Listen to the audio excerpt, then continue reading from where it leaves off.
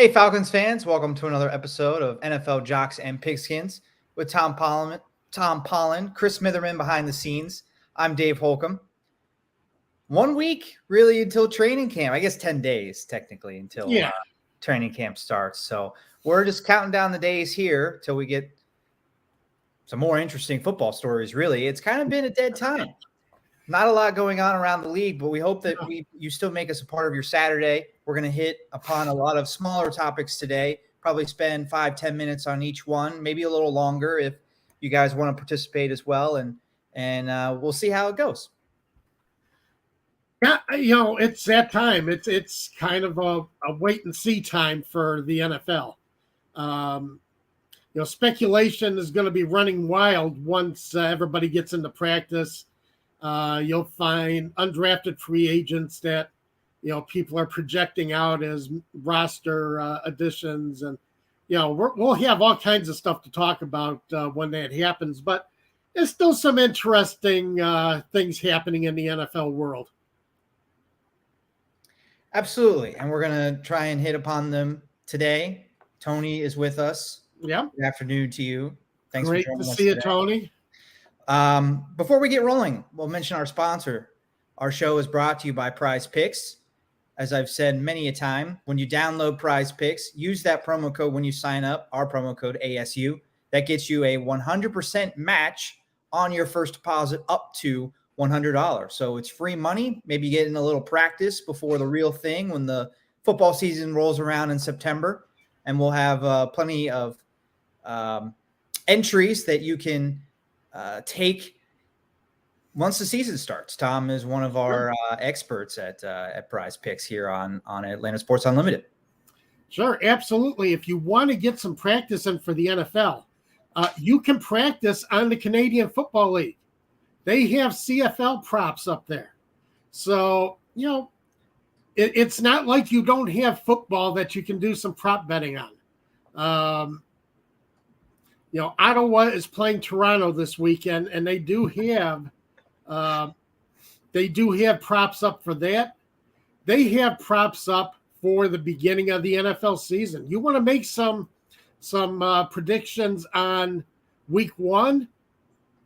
It's there for you. If you think you have a handle on week 1, go for it. It's all out there. Passing yards, rushing yards, receiving yards. Go ahead and get your thoughts in early on that.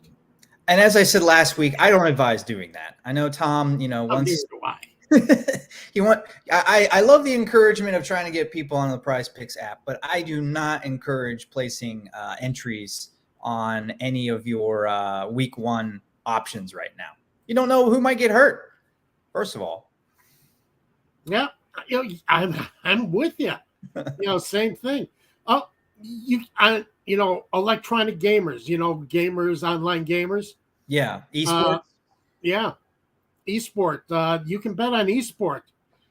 Larson, they have down for plus or minus 4 kills. So how many kills is Larson going to get this week? Maddie, he's on for 1.5 kills. You never know. If you're into esports, if you know how many kills these guys usually get, go for it. It's there for you. You should be hired as a spokesman for Prize Picks.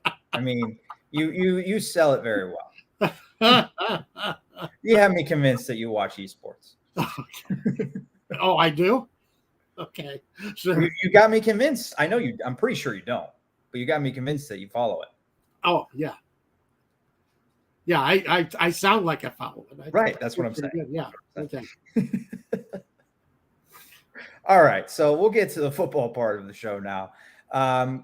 As I said, we're going to hit upon hopefully 5, 6, maybe even 7 topics. But our top story is we are not going to wait until training camp to start some speculation here on the show. We'll have a little bit today.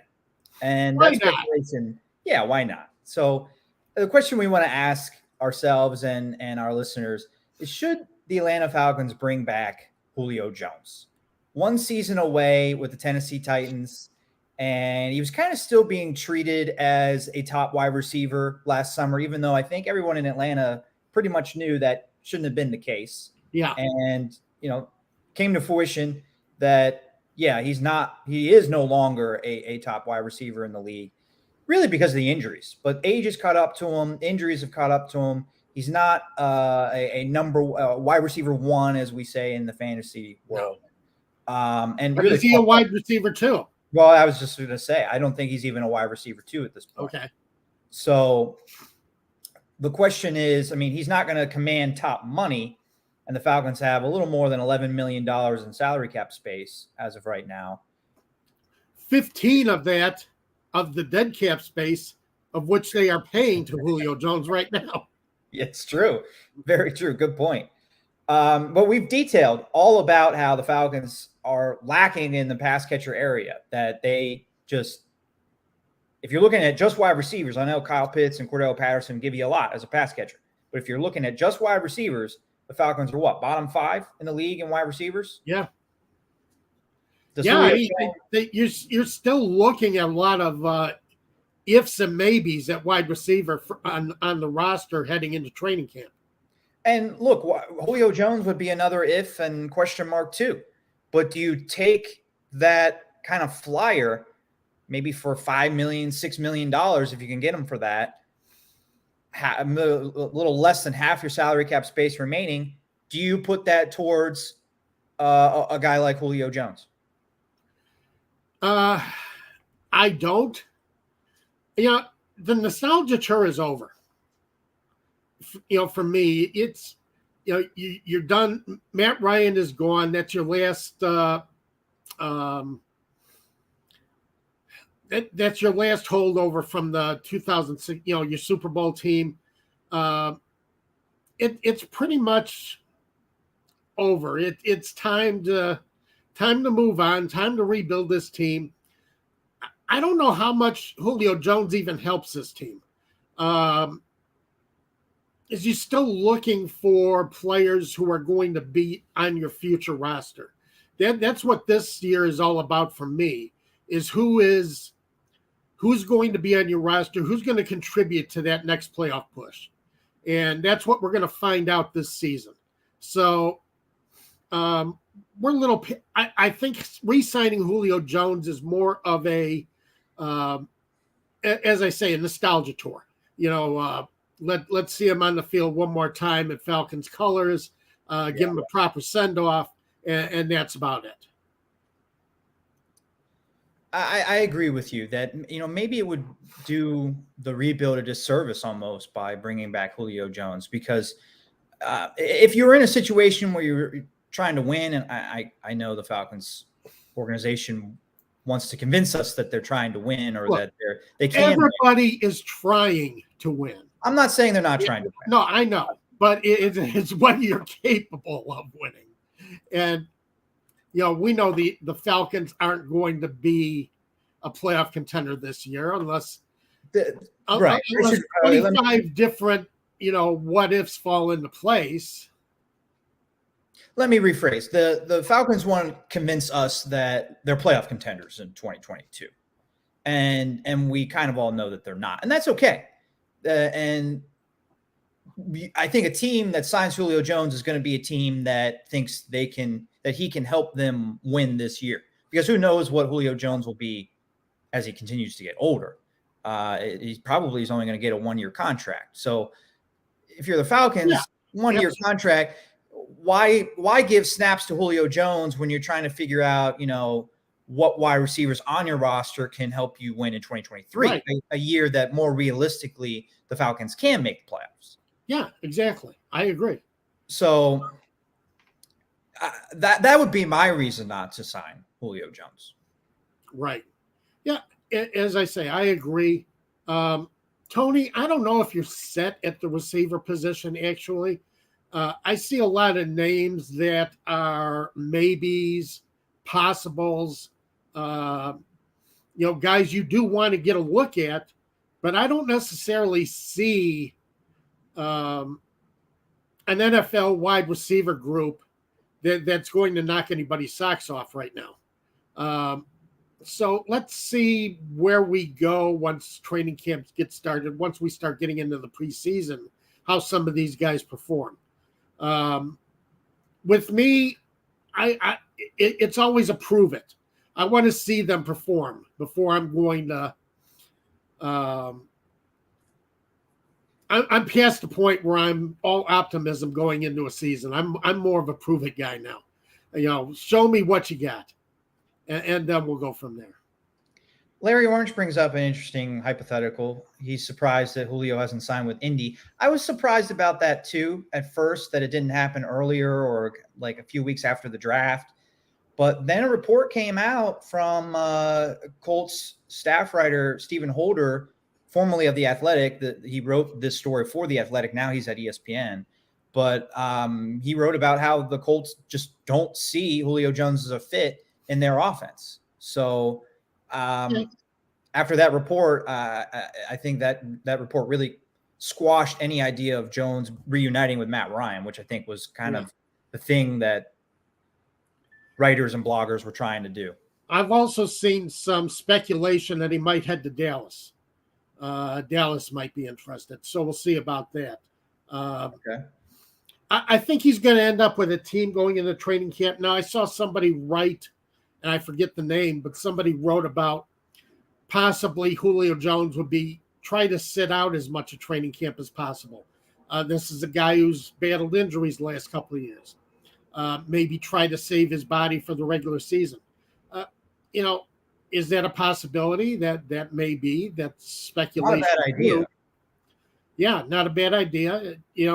And come the end of training camp, he's still a name that, a lot of teams might want to have on their roster as a guy who's come through before, has come through as the man. So, maybe we don't see a move on Julio Jones until late, maybe before the final preseason game. That'll be interesting. And another wide receiver that's going to be signed late, I think, even later than training camp, is Odell Beckham Jr., a guy that more recently helped the team get to the Super Bowl. Yeah. Was helping them win in the first half before suffering that injury. At least that was initially the report that he suffered the injury. Did you hear that? Did you see that tweet? How Odell Beckham Jr. tried to say that he tried to say he suffered the torn ACL earlier in the season and he played with it. No, I didn't see that. Yeah, he tweeted that. Oh, okay. Week, which I think was kind of just a ploy to say that, hey, I can play with a torn ACL, because he's trying to get a new contract. Yeah. Yeah. When he's healthy, he's one of the best. Yeah, for sure. And Ian Rappaport said that this is his second ACL surgery, I believe. He had a ACL tear in 2022, in 2020 also, the year 2020. So this surgery, Rappaport reported that this surgery went much better. So it's going to extend his career, according to Rappaport.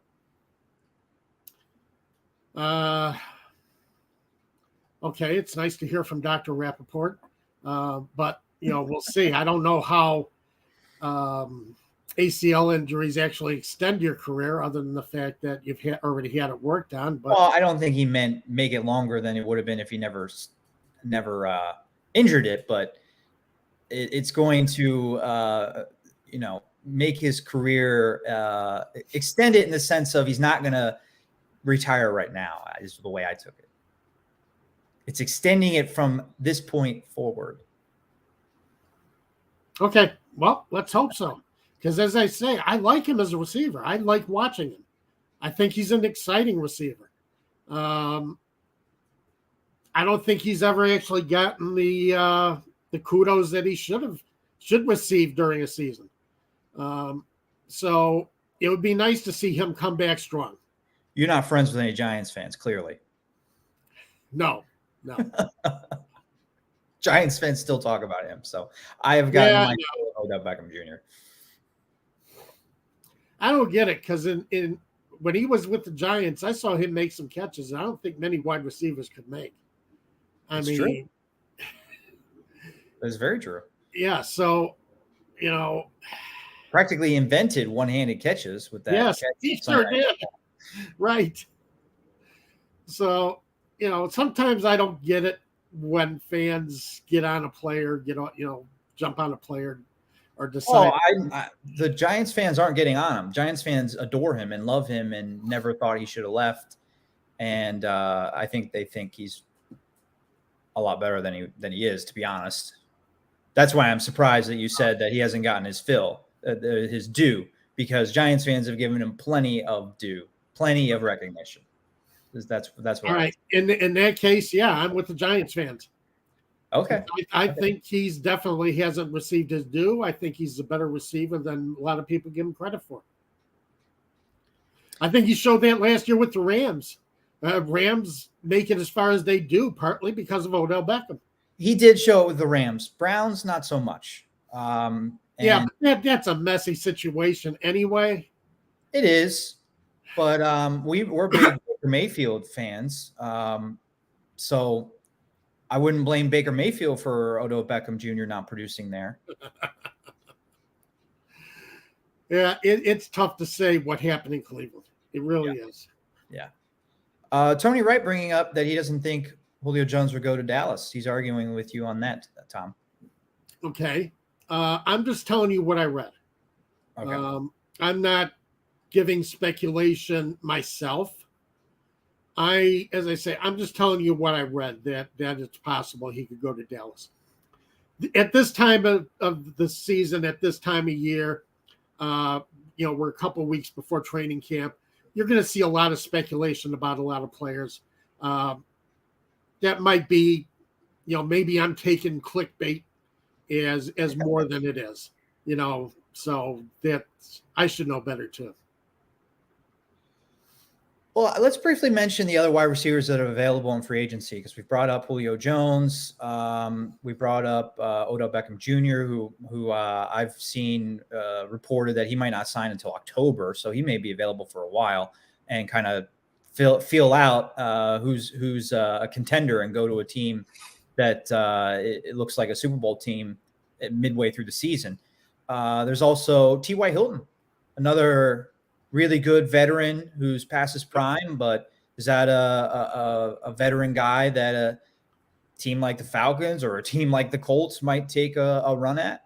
Well, again, he's a guy who, okay, maybe not in his prime anymore, but a guy who can help a team.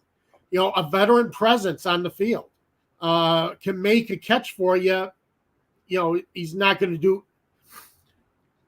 to be the weapon that he was during his prime with the Colts, but this is a guy who can definitely help a team that's either on the bubble with the playoffs or thinks they can contend for a Super Bowl.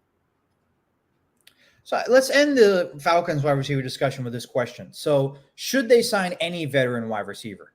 Because I think it still comes back to any veteran receiver you sign, if it's Jones, if it's Beckham midseason, if it's T.Y. Hilton, Will Fuller is another guy that's available. That guy on a one-year contract, not going to help you in 2023 unless you re-sign him. And this year, he's taking away snaps from a guy that you probably want to get a look at to see if he is who's under a guy that's already under contract, who could be part of a bigger part of your offense in 2023 and 2024. Do you want to sign a veteran that's going to take snaps away from a guy like that? No. Okay. No, not right now.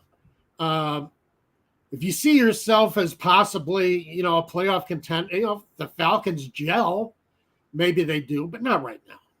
No. Let's get a look at what they have. Let's see if there's any keepers in this group. Let's see if there's any wide receivers that the team can grow with in this group. And after that, you start looking around next season.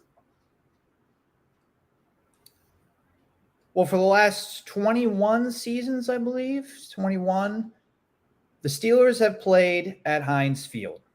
They will still play at the same location, but it will no longer be called Heinz Field. And I'm kind of surprised at how much attention this story has gotten nationally. I think it's kind of a big deal that not just in Pittsburgh, but around the league, Heinz Field is pretty well known as maybe one of the better above average stadiums, maybe in the top 10, at least for atmosphere and tailgating. It's in the top 10. I don't know structure wise if Heinz Field or the new named stadium is still in the top 10 stadiums in the league, probably top 15. But it's not going to be called Heinz Field anymore. And I don't even know how to pronounce the new name. It's an insurance company from Michigan. Apparently, one of the owners of this insurance company has some tie to Pittsburgh. But, man, this stadium, have you ever been to Heinz Field, Tom? No, I haven't. No, I haven't had the opportunity. Heinz Field literally has ketchup bottles next to the scoreboard that have to come down because they're no longer calling the stadium Heinz Field. And Heinz, of course, if you've been living under a rock the last 60 years, is a Pittsburgh company. So it's a very popular name because Heinz ketchup is one of the things that Pittsburghers are very proud of. And they're taking away that name from the Steelers Stadium, and it's like Acrisure.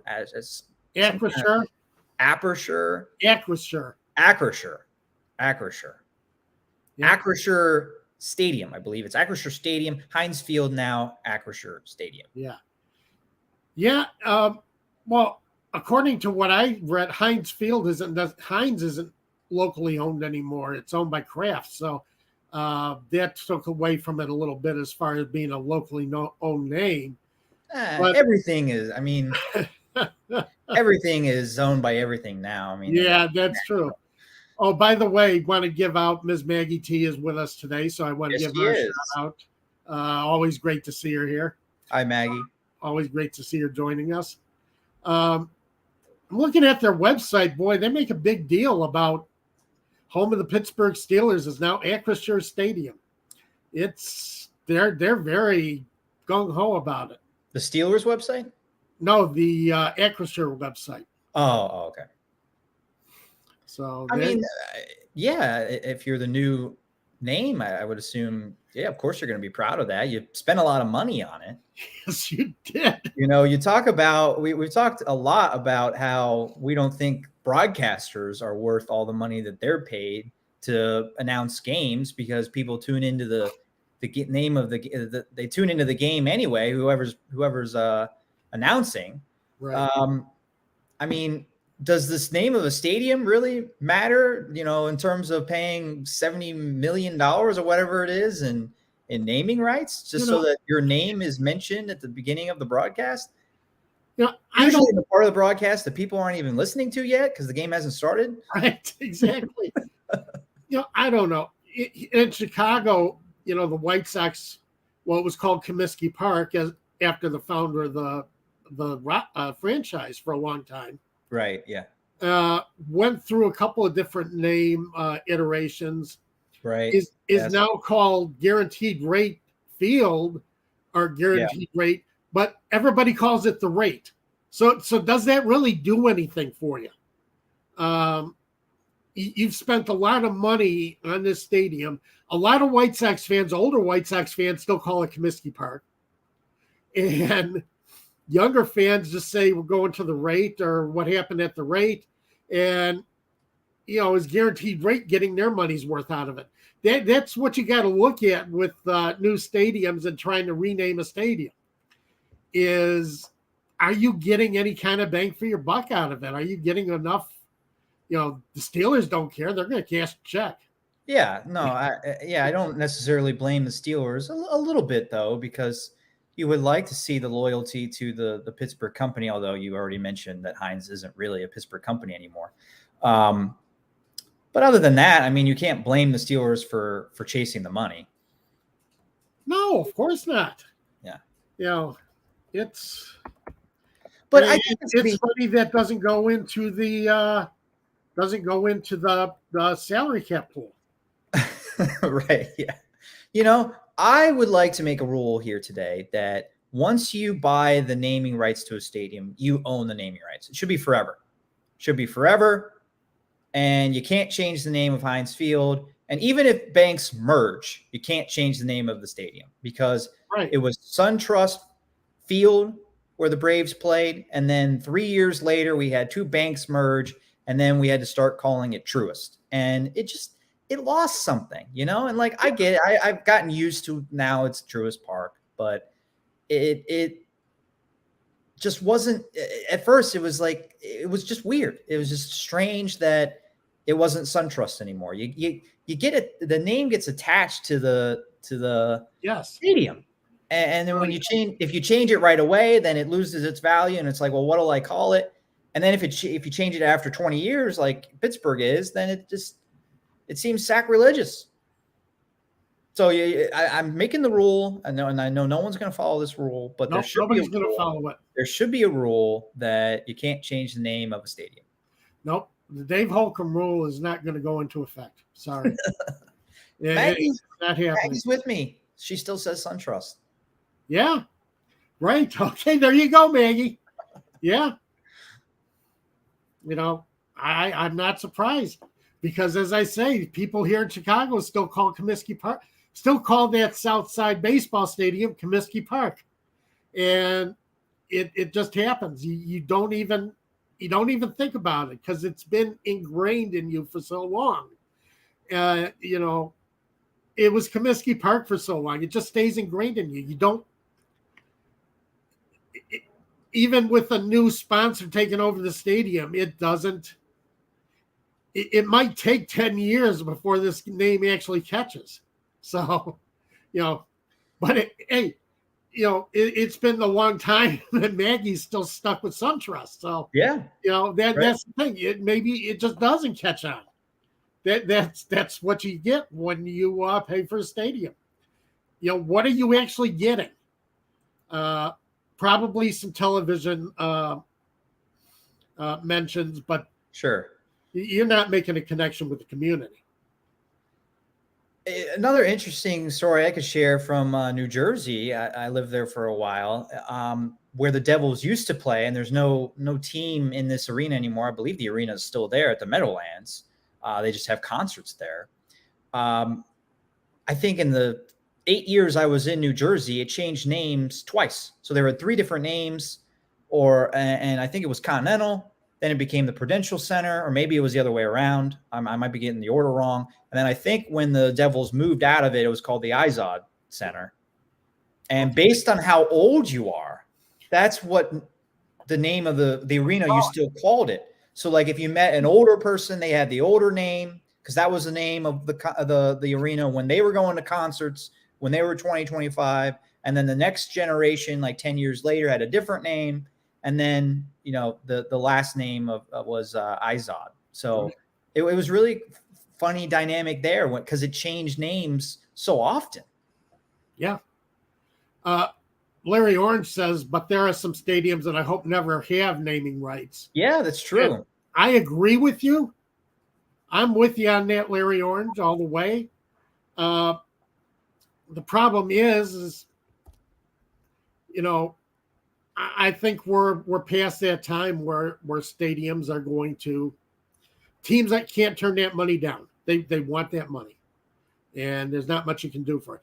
The only reason the Bears haven't sold naming rights is because it's a former World War I memorial that they set this big bowl inside of and to make a stadium, and they can't sell naming rights to that. But when they move out to Arlington Heights, believe it, they are going to sell naming rights to that stadium. It's going to happen. So eventually, yeah, everybody gets naming rights. Well, not everybody. Not everybody. It's still Yankee Stadium.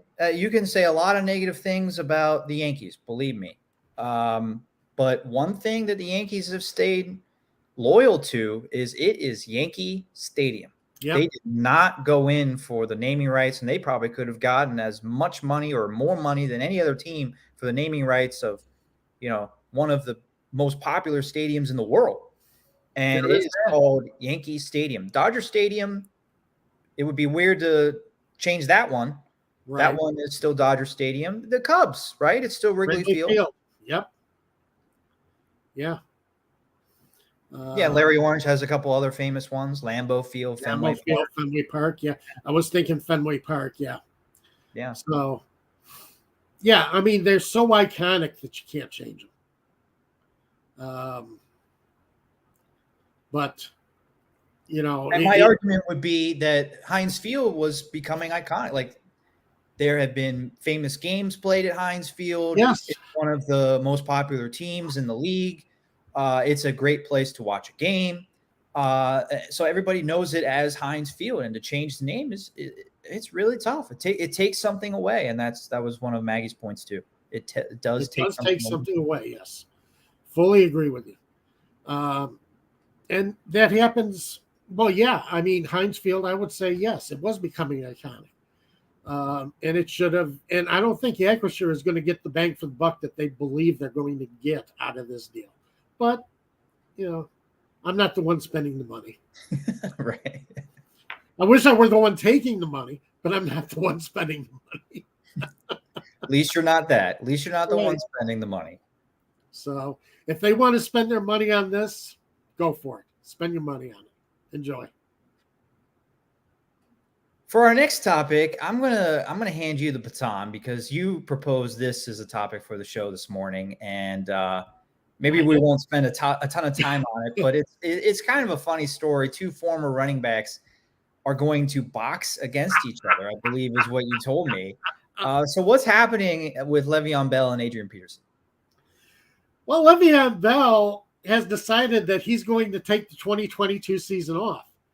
Not that this is a decision he's made. This right. is nobody wants him as a running back.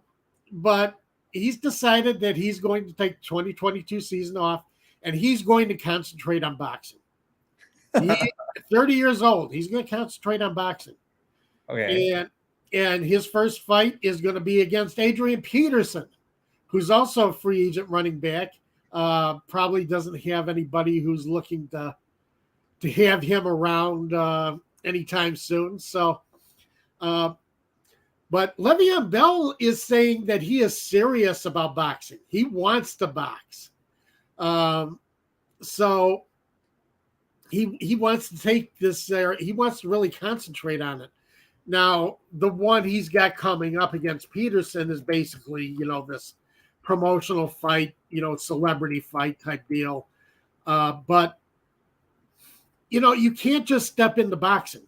And that's what is so hilarious about this. He thinks he's going to become a real boxer. And you got to start young to be a boxer, to be a championship boxer, to be, taken seriously as a boxer. Because there are too many skills that go into boxing. And, you can't just learn the sport because you're in shape, because you're strong, you're muscular, you have endurance. Doesn't mean you're a boxer. There's a lot of, it's called the sweet science for a reason, because you really do need to understand what you're doing when you're in the ring, when you're up against an opponent.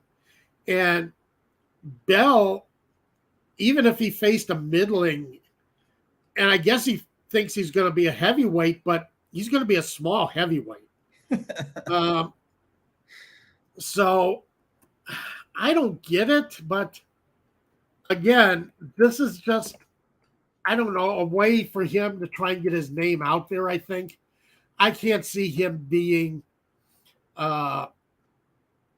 serious about this. I just looked up on Pro Football Reference, 225 pounds, so he would technically be a heavyweight, but he's 6'1". He's very short. He's not tall enough, and he doesn't have the reach. He doesn't have the reach to be a serious boxer at the heavyweight weight division. And it's a joke. There's nothing else I could call it. It's a joke. Lots of people in our, two people at least in our chat are calling it a joke. Yeah. Yeah, it's all hyped and no skills. Yeah, Maggie, you're right. It's all, it's just a fact that he's a celebrity. Adrian Peters is a celebrity, and that the NFL Network is going to show it. NFL Network is going to show this thing. Wow. So, really? So when is it? Is the date set? Let me check on that real quick. I think the date is set. I think it's at the end of this month. But let me check on that real quick because I do believe there is a date set. While you look that up, I'll get to Tony's comment. He brought up a good point that it's been well known that Le'Veon Bell and Adrian Peterson have mismanaged their money during their careers. I think Adrian Peterson has, we all remember the controversy with him Right. beating one of his kids. He has lots of kids with different women, I believe. Yes, he does. Yeah. I don't know if Le'Veon Bell has any kids or any relationships. I don't think he's ever been in any problems with the law. No. I know he tried to start a rap career. So did that not work out for him? Is he not a rapper? Apparently not. Apparently nobody wants to hear raps by a former NFL player about his, nobody wants to hear raps about a holdout. Right. Well, that's when he started that's when he started as a rapper, when he was holding out from the Steelers and he sat out the entire season. I think he was rapping or trying to make a rap album. I don't know. But I'm not a rap fan, so I really am not sure about that. It's July 30th. July? Wow, it's coming up. $55 per ticket. Where are they holding it? Astor Field? Astor Stadium? It's stadium. No, Acrisure Stadium. Acrisure Stadium. No, it's going to be at Los Angeles' Crypto.com arena. Los Angeles' Crypto.com arena. Yes. That's where they're going to do it. So I have no idea where that is. Nope, neither do I. Really, Tony. This is where I'll have to ask you, Tony, where your source is. Maybe it's just Wikipedia, which I think Wikipedia is more reliable than most people. I think overall they are. Overall, yeah. But Le'Veon Bell, Tony says, has 4 kids with 4 different women, all in the last 6 years. But I think Adrian Peterson has definitely beaten that. I think Adrian Peterson has been very prolific with children and women. It's one way. Good verb to use. Prolific. Prolific. Oh, God. So, yeah. And Tony mentioned he might have some tax issues. Yeah, definitely. I don't know what's going to get him first. Tax issues, they're paying for all the kids. But, yeah. That's our producer, Chris. Be fruitful and multiply. Yeah. Okay, there you go, Chris. Oh, man. All right, so I guess we will be maybe. I don't know. It's kind of a joke. We probably shouldn't bring it up again. But maybe we'll talk about this Peterson and Le'Veon Bell fight in a couple weeks. Who knows? We'll see. So, maybe if they do the press conference and they get up and start beating on each other at the press conference, it might, or at the weigh-in, it might be might be something to have some fun with. That's what they're hoping. It doesn't have to be serious to be a topic. We can have fun with this stuff. Well, they're hoping that we have fun with it so that more people watch it and they can make some money. That's what they're hoping for sure. So, well, one guy that is not hype at all. This is like the exact opposite, personality-wise, of Le'Veon Bell and Adrian Peterson is Indianapolis Colts retired quarterback Andrew Luck. And there was a podcast series. I think it was one of the bigger NFL stories of this past week. Podcast series out from The Athletic. You don't have to have an Athletic subscription to listen, though. It's available on Apple Podcasts from Zach Kiefer, the Colts insider there. And he had a 6-part series. It's a long podcast, a lot of time dedicated to listening to it, but 6 parts about Andrew Luck and basically answering the question, why did he retire before turning 30 years old? And I was never a huge Andrew Luck guy. I thought he was good, but I never thought. I thought he was on the verge of being great. I never thought he was great. Right. I guess is what I would say. Right. And I thought the answer to why he retired was just the injuries. The injuries caught up to him, and he just was beaten down. And I think that in a one sentence, yeah, that was why he retired early. But there were a lot of good details and stories told from David Shaw, his former Stanford coach. Lots of Colts reporters were interviewed. Peter King was interviewed, the big NFL reporter. Other NFL reporters from The Athletic were included. Andrew Luck was interviewed, but was interviewed off the record, so none of his answers were included in this podcast series.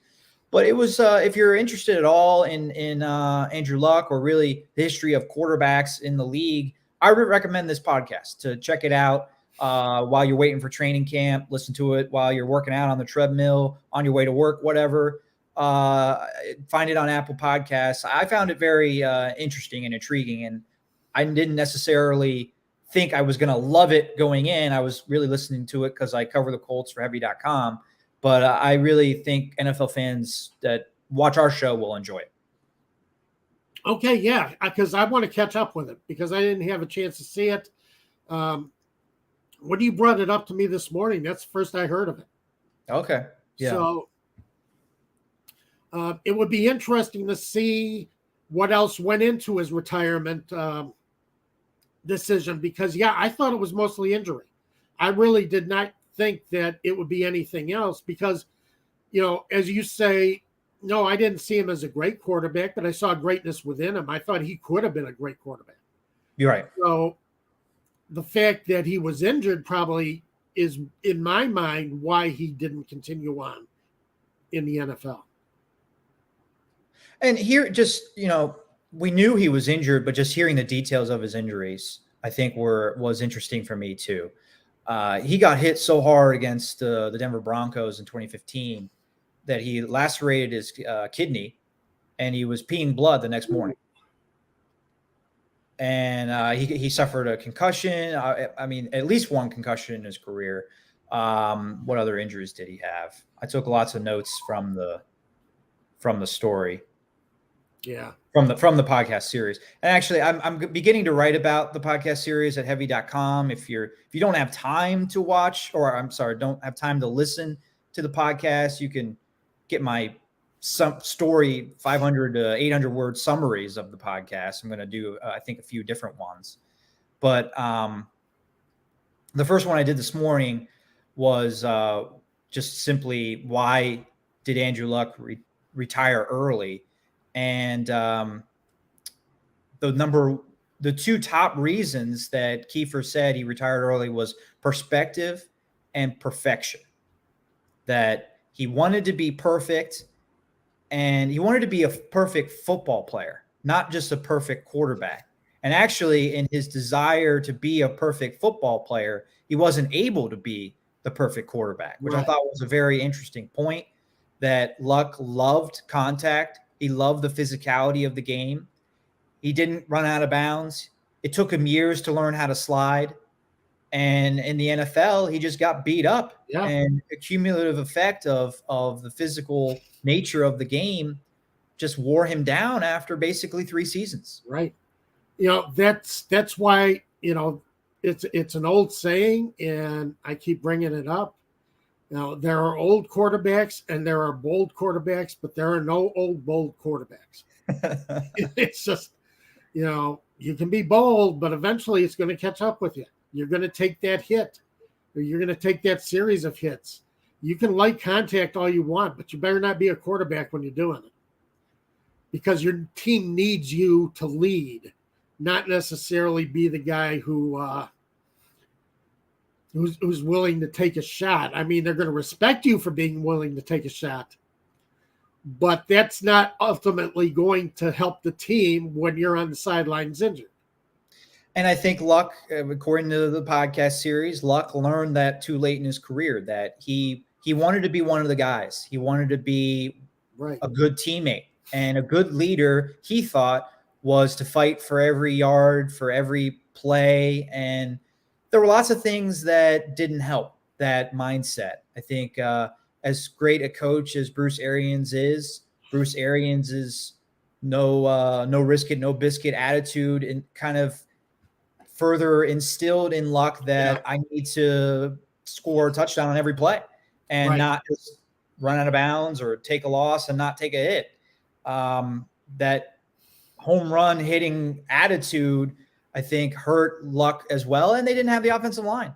And the big I think one of the episodes, or a big portion of one of the episodes, detailed all of the misses that the Colts had in first and second round picks in 2013, 2014, and 2015. And it wasn't really until maybe even in 2016. And by then, Luck was already beat up. And it wasn't until Chris Ballard arrived that they started really hitting on draft picks and building up the offensive line. And by then it was too late. Yeah. Well, they have one of the best offensive lines in the league right now. Right. And it's because when Ballard arrived, he knew he had to fix it. Right. He knew it was a big problem. And Ballard still had Luck when he arrived as GM. So he was trying to fix it for Luck, and he did, but not in enough time for Luck to be able to continue his career. No. As I say, I love hard-nosed guys, and I love the fact that Luck wanted to be a hard-nosed guy. But you can't do that and be a quarterback. You just can't. It's not going to help you. You're going to end up shortening your career. And guys who are willing to take contact, that's why I always worry about Lamar Jackson. This guy just he plays football so free and easy, and he's out there running. He's out there trying to get every yard he can get. I worry. It just takes one hit. That's it. It just takes one.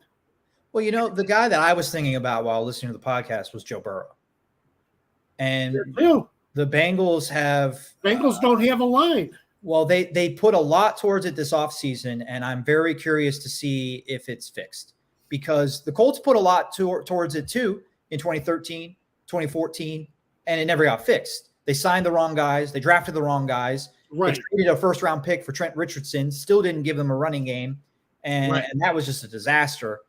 So I'm curious to see if, the Bengals can fix their offensive line and protect Joe Burrow, because that's going to be interesting. He missed half of his rookie season. And last year, he led them to a Super Bowl. He's one of the most promising quarterbacks in the league right now. But he got killed in a playoff game against Tennessee. Looked like he almost suffered a serious injury against the Rams.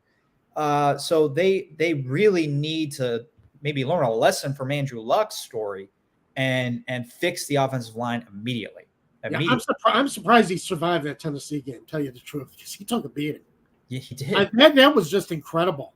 And then he still managed to win the game. Right. But yeah, he took a beating. And he's going to go the same way of Andrew Luck and other quarterbacks that, it's going to be a brief 5-year career, and that's going to be it if they can't do something else with that offensive line. The last point I want to make about Andrew Luck, and this was not mentioned in the podcast, but it got me thinking a little bit, and I'm going to make another comparison to Joe Burrow. Joe Burrow they didn't take the offensive lineman like we thought they should last year, but They got Jamar Chase. And without Jamar Chase, they don't go to the Super Bowl. Right. So it was a good pick. The Colts never had a top 10 pick until they took Quentin Nelson in 2018. And that was after Luck had missed the entire 2017 season. That's why they were bad. Right. But with Luck, even when he was playing hurt, they always went around 500. And as a rookie, they win, I think it was 11-5, maybe 10-6, but they made the playoffs as a wild card team, won 10 or 11 games. And they never got the opportunity to take the top 5 or 10 tackle because Luck made them better than they really were, I think, which I was just thinking about it. And I thought it was interesting that like Burrow maybe benefited by being bad his rookie year and not playing half his rookie year, because then they got Jamar Chase and went to the Super Bowl. Andrew Luck was great immediately, but that team, remember, the year before was 2-14. They were 2-14 without Peyton Manning, and then you put in the next Peyton Manning, and they were good again, but it was just Andrew Luck kind of masking all the problems on the roster. The quarterback can mask a lot of problems. And yes, he can. He masked all the issues. He masked all the issues on the offensive line and running game for 2 or 3 years, made us think that they were a Super Bowl contender, and they really weren't. And I just thought it was interesting that, again, comparing it to Joe Burrow, Burrow benefited by getting that top pick that Andrew Luck really never got. That's true, because Burrow was hurt his rookie season. Yeah. And you can't tell Andrew Luck as a rookie, well, don't win this game. Don't go out. No. I get it. And the reason why people loved him, he had 7 fourth quarter comeback wins as a rookie, led the league in comeback wins in the fourth quarter as a rookie. That's just an amazing stat. Yeah, it is. But if you take away half those wins and he still had 3 or 4, and that would have been a lot. They weren't a playoff team. They were a 7-win team, and they have a much better draft pick to try and fix the problems that would end up ending Andrew Luck's career early. One of the problems, though, Dave, and one of the things that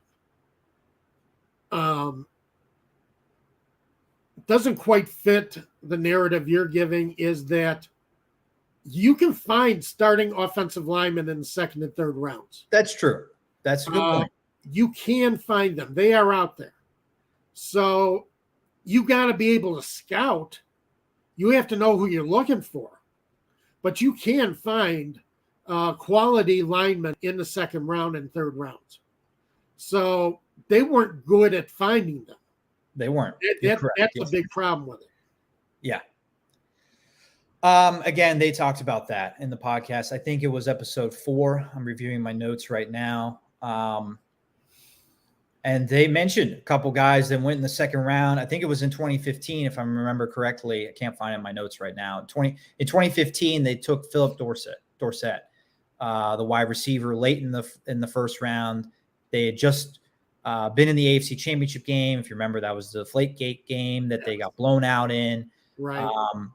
They didn't belong in that game, and they took what Mel Kiper called a luxury pick. They took another wide receiver when they should have been taking an offensive lineman or a defensive lineman. And the offensive line kind of fell apart from there. And they mentioned a couple guys that were quality offensive linemen that were available that were taken in the second round of that draft.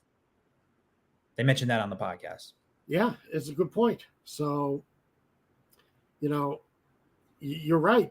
I mean, you get to a point, you've got to make sure. You just have to make sure your offensive line is shored up in front of your quarterback. If you're going to do anything, if you're going to bring in a rookie quarterback, the guy you're looking at to be your franchise quarterback, you got to do something for him up front. Or, a lot of teams can take a lesson from the Andrew Luck thing, but I'm going to be looking for that.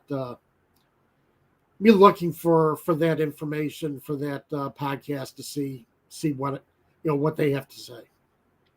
I found it. Donovan Smith and Rob Haverstein, second round picks in 2015, could have been taken late in the first round instead of Philip Dorsett. Yeah, you don't take a wide receiver. You don't take a wide receiver when you have so many other areas that you need to shore up. All right, they were fine at the receiver position. They didn't need to take another receiver. You've got to shore up your offensive and defensive lines, especially if you're later in the first round. Finding quality at a specialty position is not as easy. Finding quality on your line you're capable of doing that. You can make that happen. So I would recommend checking out the Andrew Luck podcast. I've given you a lot of teasers, some information about it, but there's a lot more stories, interesting things about Luck's personality, his playing days, how he replaced Peyton Manning, and the decision that all of the thinking that went into that decision. There's a lot of details and things in the podcast series, so I definitely recommend checking it out. Yep.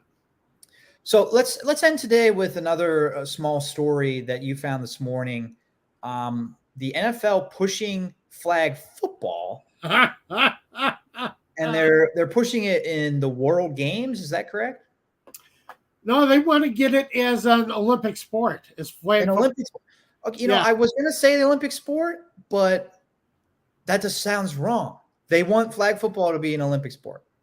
Yeah, they do. And Um, let's see.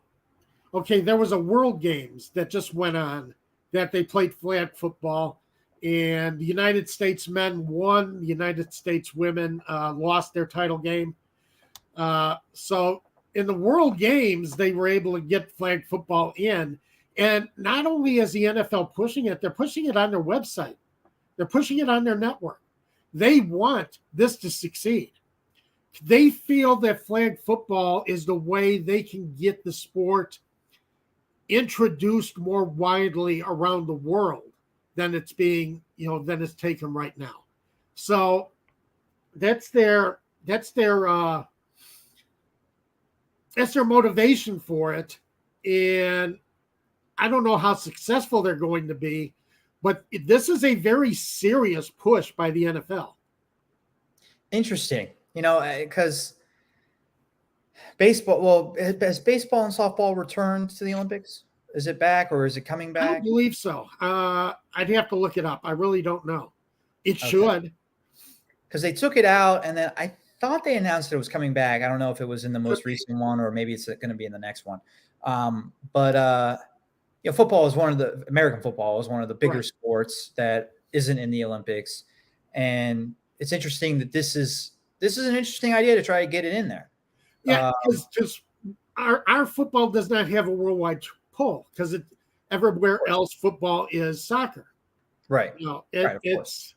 But it's not like it's unheard of either. Like it is growing. It is popular now in London, I would say. Yes, there's lots of Americans in London that follow the game. I think the NFL probably plays up to that there's all these Londoners going to our games. Well, I think a lot of Americans go to the NFL games in Europe, but there are people in Europe too that follow the game or are interested in it, I guess. Right. Maybe not following a team, but are interested in American football. So maybe this is maybe they're onto something. I wouldn't.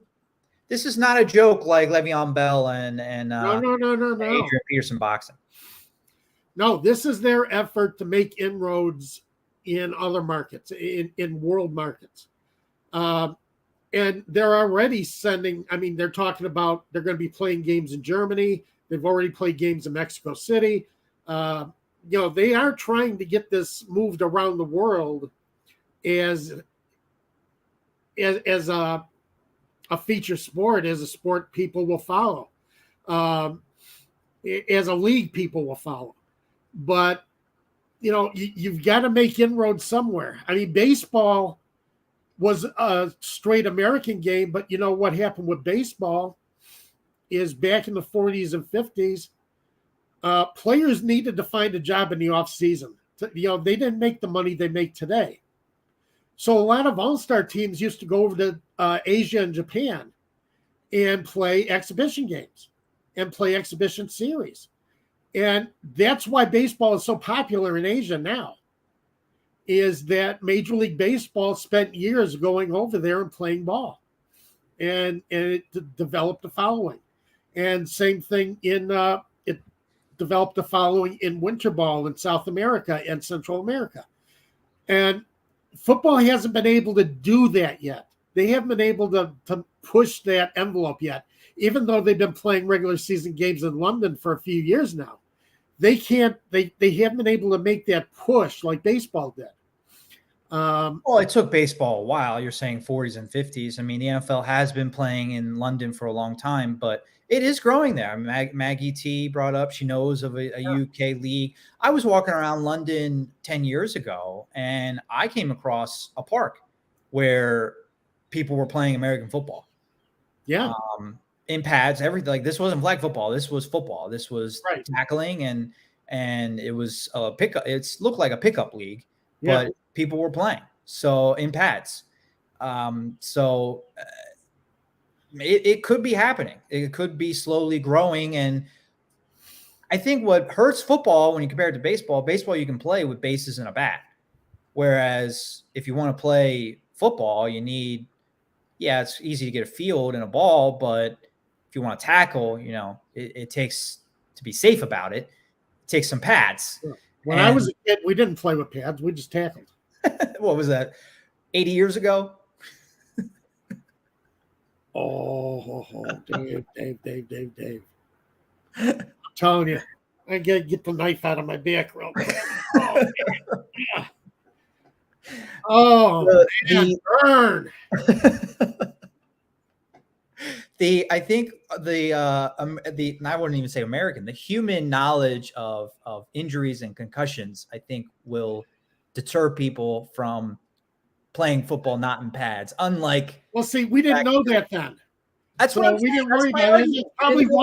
That's probably why I am the way I am today. Because we didn't play football. We played tackle football, just tackle football. We didn't worry about pads. Yeah, and then we did a little bit when I was a kid too. My parents said, no, you're not allowed to, actually, to be honest. Now, my mom would not let me go out for football in high school.